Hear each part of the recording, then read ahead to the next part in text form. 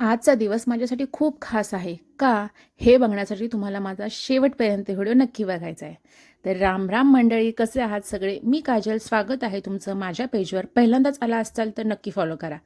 मी हा फ्रीज घासतीये कारण माझ्या नवऱ्याला काल एक काम सांगितलं आणि त्यांनी डबल काम वाढवून ठेवलं आणि सगळ्या फ्रीजमध्ये ना त्यांनी दूध सांडून ठेवलं होतं. मग काय काम वाढलं माझं. मग फ्रीज पूर्ण क्लीन करून घेतलं, त्यातले सगळे भांडे काढले आणि स्वच्छ घासून आणि त्यातले भांडे पण घासून घेतलेत. आणि आरवने पण मला खूप हेल्प केली. आता तुम्हाला दिसतच असेल सगळं मी काढून ना फॅन खाली व्यवस्थित वाळायला ठेवलेलं. आणि आता बघा किती सुंदर फ्रीज एकदम चमकतोय माझा. हो ना? कमेंट्स करून नक्की सांगा. नंतर म्हटलं वेळ आहे आणि सुट्टी होती, म्हटलं डब्बे पण घासून घ्यावेत. खूप दिवसापासूनचे घासायचे होते. मग डब्बे वगैरे घासून घेतले. आणि आज आमच्या घरी हळदी कुंकू होतं म्हणून मी आज एवढी खुश होते.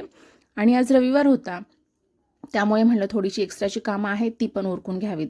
मग गॅलरीतलं सगळं उरकलं, गॅलरीतलं थोडंसं स्वच्छ केलं आणि तिथेच भांडी वाळत टाकले, कारण ना तिथे गॅलरीत ऊन चांगलं येतं.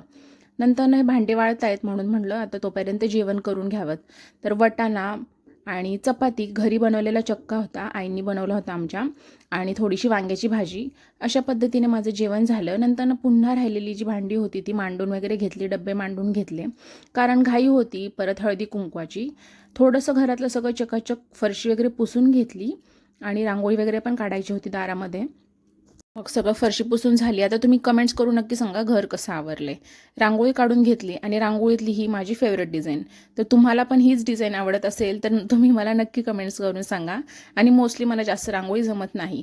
यूट्यूबवरती सर्च केली हळदी कुंकाची स्पेशल रांगोळी, तर मला ही डिझाईन फार आवडली आणि मी थोडासा ट्राय केला आहे.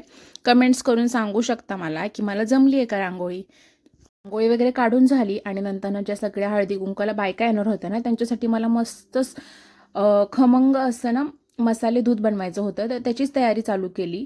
एका साईडला बदाम आणि काजू वगैरे चिरून घेतले आणि तोपर्यंत दूध उकळायला ठेवलेलं. इकडे तुम्ही बघू शकताय पूर्ण तयारी करून ठेवली होती. नंतर बिल्डिंगमधल्या सगळ्याजणी आल्या होत्या, त्यांना खूप आवडलं. मी जे वाण आणलं होतं ना कॉफी मग, हे सगळ्यांना खूप आवडलं. सगळ्यांचे खूप आशीर्वाद घेतले चांगले. आणि ना मला असं काही हळदी कुंकू, इवन गौरायांचं पण तुम्ही बघितलं असेल ना, तर मला खूप हौस आहे सगळं करण्याची आणि खूप मनापासून करते मी. हा व्हिडिओ आवडला असेल तर नक्की लाईक करा. Thank you for watching. बाय.